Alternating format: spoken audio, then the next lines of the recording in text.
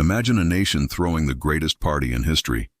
The champagne is flowing, the music is loud, and the buildings are scraping the sky. Everyone is getting rich. Everyone is dancing. And no one realizes they're dancing on a floorboard laid over a canyon. This was the great American mirage. The story of the Great Depression isn't just about a stock market crash. It's about a nation that became addicted to a dream and the brutal hangover that followed when it woke up. So, what happened? How did a decade of unprecedented prosperity end in breadlines and dust storms? To understand the fall, you have to understand the illusion. Let's set the clock back to the early 1920s. The Great War is over. America is flexing. Factories that once built weapons are now churning out a tidal wave of consumer magic. Gleaming refrigerators, slick vacuum cleaners, and radios that could pull jazz from the air itself. The engine of this mirage was Henry Ford's assembly line. What once took half a day to build now rolled off the line in 90 minutes. The Ford Model T wasn't just a car, it was freedom on 4 wheels. And as cars flooded the nation, a whole new economy was born in their wake. Steel, rubber, glass, and oil industries exploded. The American economy wasn't just growing, it was hallucinating. In the cities, life felt electric, literally. By 1929, most urban homes had power. And with power came gadgets. By the end of the decade, 10 million American homes had a radio, the 1920s equivalent of high-speed internet. It piped a new, fast-paced culture directly into the living room. But while the cities glittered, the foundation of the country was cracking. Rural America, the nation's farmers, were in a silent depression. During the war, they were heroes, feeding the world. Afterward, crop prices plummeted. To keep up, they borrowed heavily to buy new tractors and equipment. But they were just getting better and better at producing crops no one could afford to buy. They were drowning in a sea of wheat and debt. Meanwhile, urban America had discovered a revolutionary new idea: debt. For the first time, you didn't need money to buy things. You just needed a promise. Buy now, pay later became the new national creed. Radios, cars, washing machines, all bought on installment plans. Consumer credit was the new national sport, and the banks were handing out jerseys to everyone. But the heart of the mania, the epicenter of the mirage, was Wall Street. The stock market had stopped being an investment vehicle and had become the world's biggest casino, and everyone was invited. The magic trick was called buying on margin. You only needed to put down 10% of a stock's price. You could buy $1,000 of stock with just $100 of your own money. The other $900 was a loan from the broker. What could go wrong? The market only ever went up. From 1924 to 1929, the Dow Jones Industrial Average quadrupled. It was a vertical climb with no end in sight. Your barber, your shoeshine boy, your mailman, everyone had a hot stock tip. People weren't investing in companies. They were investing in a feeling. The feeling that tomorrow would always be richer than today. A few lonely voices tried to sound the alarm. Economist Roger Babson gave a speech in September 1929, famously warning, sooner or later, a crash is coming. The market dipped for a day, then shot right back up. The experts called him a pessimist. Wall Street laughed. The party was too loud to hear the warnings. The great American mirage was at its peak. A shimmering illusion of endless wealth, built on a foundation of rural debt, consumer credit, and a stock market that had forgotten gravity. The nation was high on its own supply of optimism, and the fall was coming. October 29th, 1929, Black Tuesday. This was the day the mirage evaporated. The day America's collective hallucination ended and the brutal, unforgiving reality set in. The stock market didn't just crash, it disintegrated. The opening bell rang, and a tidal wave of sell orders hit the floor. The ticker tape, which printed stock prices, fell so far behind it became meaningless. It was a fever chart logging a patient in cardiac arrest. Phones rang off the hook. Men in expensive suits shouted, wept, and clawed at each other. By the end of the day, $14 billion in wealth had vanished. In today's money, that's over $200 billion gone, wiped from existence in a matter of hours. Outside the New York Stock Exchange, a crowd gathered in stunned silence. These weren't just numbers on a tape. This was everything. Mortgages, college funds, retirement dreams, all of it vaporized. The Roaring Twenties had just hit a brick wall at 100 miles an hour. But the crash was just the trigger. The real damage came from the chain reaction it set off. First, the margin calls. All those people who bought stocks with 10% down. Their brokers now wanted the other 90% immediately. But they didn't have it. The money was gone. The stocks they bought were now worthless. Fortunes built on paper promises turned to ash. Next came the banks, the grand marble pillars of American finance. It turned out they hadn't just been lending money to the public, they had been gambling with it themselves, investing depositors' savings in the same supercharged stock market. When the market imploded, so did their balance sheets. And then the people ran. Not a jog, a full-on sprint. Bank runs erupted across the country. Crowds of terrified citizens swarmed their local branches, demanding their life savings. But the money wasn't there. The banks had lent it out or lost it in the crash. One by one, they started to fail.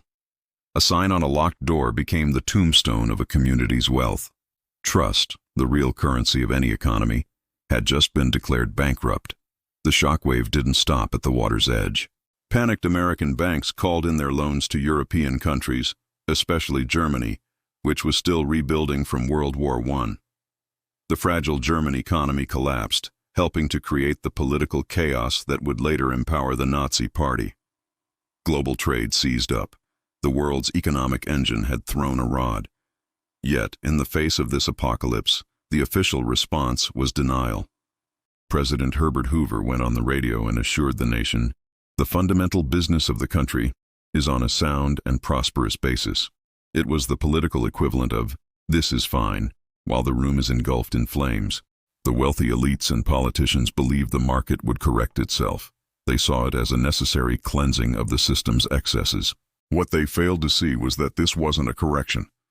This was a death spiral. The crash had shattered the mirage. The bank failures had destroyed the savings. Now the final, most brutal stage of the Depression was about to begin. The one where the economic crisis would leave the financial pages and walk into people's homes. By 1932, the party was a distant memory. The optimism was gone. The silence left behind was the sound of a nation holding its breath. The Great Depression had entered its most human and devastating phase. The numbers are staggering. By 1933, unemployment hit 25%. 1 in every 4 working Americans was jobless. This wasn't a recession. This was a complete shutdown of the American machine. Factories that once churned out cars and radios stood silent and dark. The men who built the American dream now stood in breadlines, their hands empty, their pride shattered. Cities became landscapes of despair. Breadlines and soup kitchens snaked for blocks, filled with families who, just a few years earlier, had been part of a thriving middle class. People learned to survive on potato soup and stale bread. Children went to school hungry. Teachers reported that students were fainting at their desks from malnutrition. For those who lost their homes, a new kind of architecture emerged. On the outskirts of cities, sprawling shantytowns appeared, built from scrap wood, tar paper, and junk. They were bitterly nicknamed Hoovervilles, a direct jab at the president who seemed unable or unwilling to help. And just when it felt like things couldn't get any worse, nature itself seemed to turn on the country. On the Great Plains, years of unsustainable farming practices had destroyed the topsoil. When a historic drought hit, the earth turned to powder. Then, the winds came. They were called black blizzards, apocalyptic dust storms that blotted out the sun and buried everything in their path. Homes, farms, livestock. The sky turned to dirt. Families huddled in their homes, stuffing wet rags into the cracks of their doors and windows. But the dust always found a way in. The American heartland was turning into a desert. Millions fled. The Okies, as they were called, packed their entire lives into rickety cars and headed west, chasing a rumor of work in California. They were climate refugees in their own country, met with hostility and suspicion. In Washington, President Hoover held firm to his belief in rugged individualism. He resisted direct federal aid, believing it would create a dependent population. He authorized some public works projects, like the Hoover Dam, but it was too little, too late. His name became a symbol of failure and indifference. The breaking point came in the summer of 1932. Thousands of World War I veterans, known as the Bonus Army, marched on Washington, D.C. They had been promised a bonus for their service, payable in 1945, but their families were starving now. They camped peacefully near the Capitol, demanding early payment. The government refused. And then Hoover made a fateful decision. He sent in the U.S. Army, led by General Douglas MacArthur, to clear them out. American soldiers with tear gas and bayonets advanced on American veterans. Their camps were burned to the ground. The image of the government attacking its own heroes shocked the nation. America was not just broke, it was broken. Faith in capitalism, in government, in the American dream itself, was shattered. The mirage was gone. All that was left was the long, hard walk through the desert.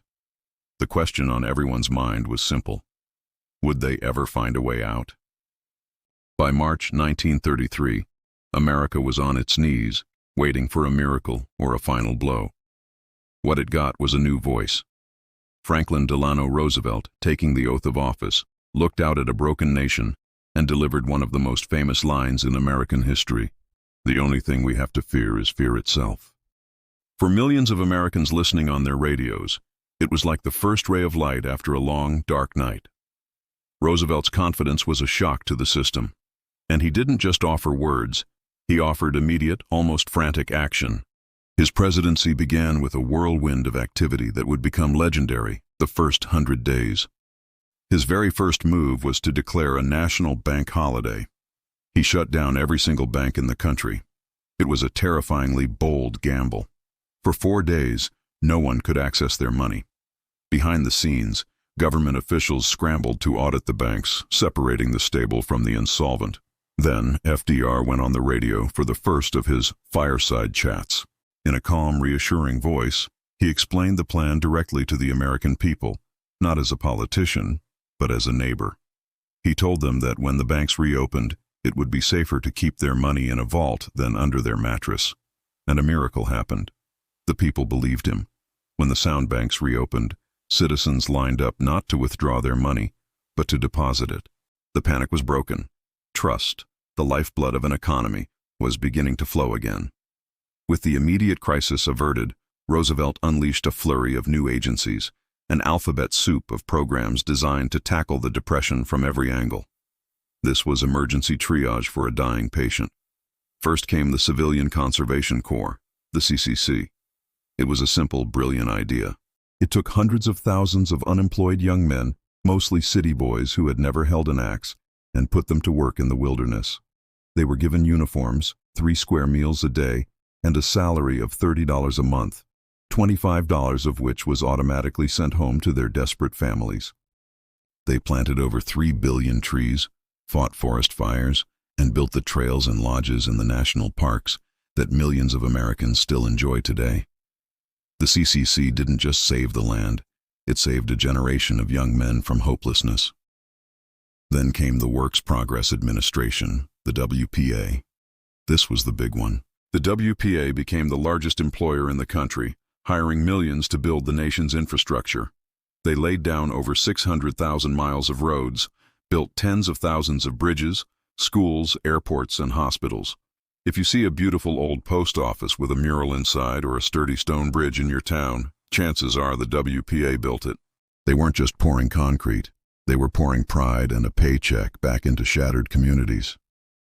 A man who had been standing in a breadline one week was standing on a scaffold the next, lifting steel into the sky.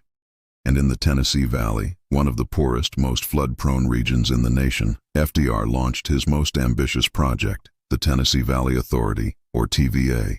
This wasn't just a jobs program, it was an act of regional transformation. The TVA built a series of massive hydroelectric dams to control the wild Tennessee River. These dams didn't just stop the floods, they brought cheap electricity to millions of rural families for the first time.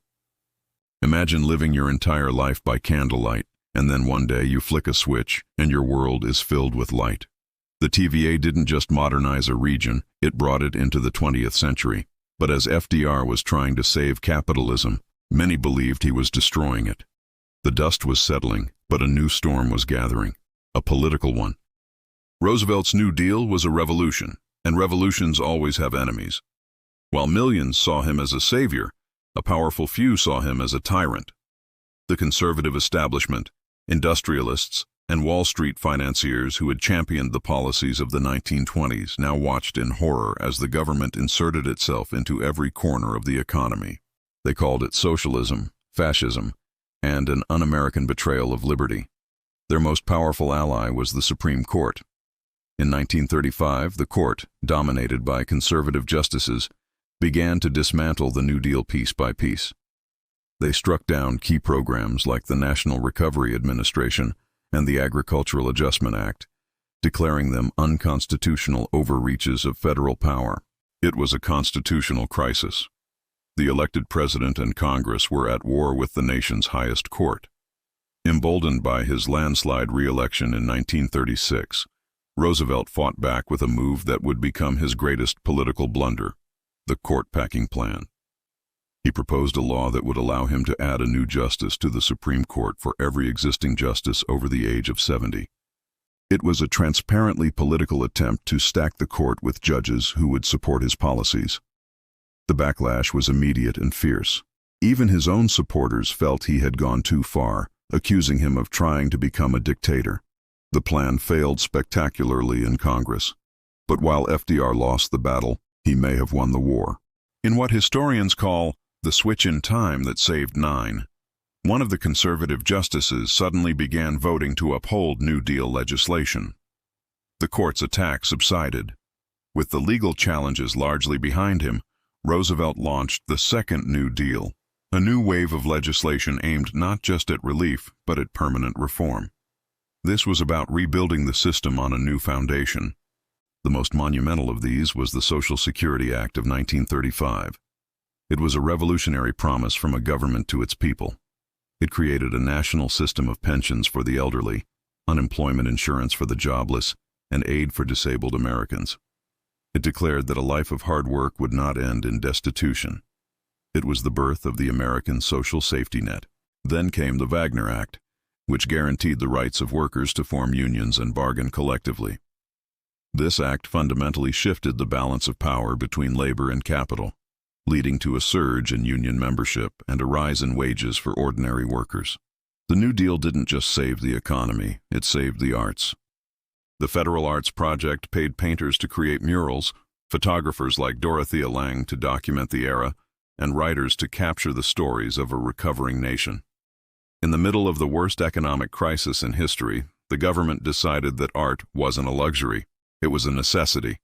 The Great Depression didn't end with a single triumphant moment.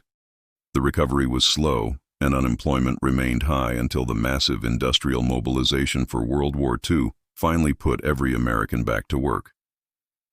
But the America that emerged from the Depression was a profoundly different country. The mirage of the 1920s was gone, replaced by a more sober reality. The New Deal had fundamentally rewritten the contract between the American people and their government. It had created a system with guardrails, safety nets, and a recognition that in a complex modern world, rugged individualism was not always enough. The nation had been to the brink and back. It was scarred, humbled, but ultimately it had chosen piece by piece to rise again. The nation had been to the brink and back. It was scarred, humbled, but ultimately it had chosen piece by piece to rise again.